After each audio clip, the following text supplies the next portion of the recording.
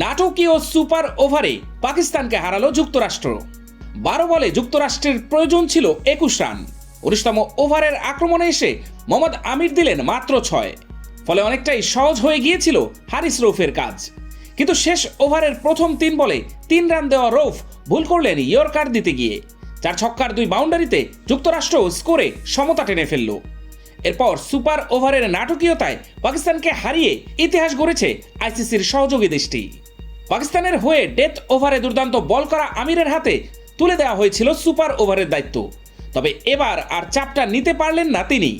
3টি ওয়াইড বলের সঙ্গে অতিরিক্ত রান মিলিয়ে দিলেন 7 রান।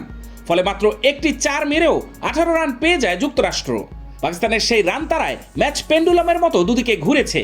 শেষ পর্যন্ত যুক্তরাষ্ট্রেরই শেষ হাসি। স্মুথ শেভিং এর জন্য শুধুমাত্র কুল, নাথিং এলস। সুপার ওভারে তারা জয় তুলে নিল 5 রানে। ডালাসের গ্র্যান্ড প্যারি স্টেডিয়ামে বৃহস্পতিবার নিজেদের প্রথম ম্যাচে টস ভাগ্য পাশে ছিল না পাকিস্তানের। সে কারণে বাধ্য হয়ে তাদের আগে ব্যাট করতে হয়। বাবর আজম ও শাদাব খান ছাড়া বলতে গেলে বাকি ব্যাটাররা সংগ্রাম করেছে। তবু এই দুইয়ের কল্যাণে নির্ধারিত ওভার শেষে লড়াকু পুঁজি করে পাক বাহিনী।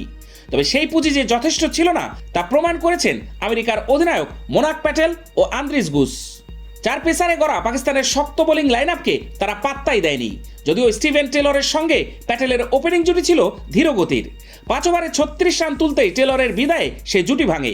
দ্বিতীয় উইকেটের জুটিতে গুসের সঙ্গে মিলে 68 রান যোগ করে মার্কিন অধিনায়ক প্যাটেল। 35 রান করে গুসকে ফিরিয়ে ব্রেক থ্রু দেন রৌফ। আমিরের বলে প্যাটেলও 50 করে ফিরলে হালে পানি পায় পাকিস্তান। কিন্তু সেটি আর শেষ পর্যন্ত স্থায়ী হয়নি, কারণ 35 বলে 39 রান দরকার ছিল মার্কিনীদের। অ্যারন জোন্সের 36 আর নীতিশ কুমারের 14 রানের সুবাদে বিশ্বকাপের আয়োজকরা 48 রান পেয়ে যায়। বাবরদের স্বপ্নের বাকি শেষকৃত্য সম্পূর্ণ হয় সুপার ওভারে। এর আগে প্রথমে ব্যাট করতে নেমে 6 ওভারে মাত্র 30 রান তুলতেই পাকিস্তান 3 উইকেট হারিয়ে বসে, যার শুরুটা হয় ওপেনার মোহাম্মদ রিজওয়ানকে দিয়ে। রিজওয়ান ফেরেন মাত্র 9 রান করে। এরপর তৃতীয় ওভারে আউট ওসমান খানও। 3 রানে ফিরে যান তিনিও।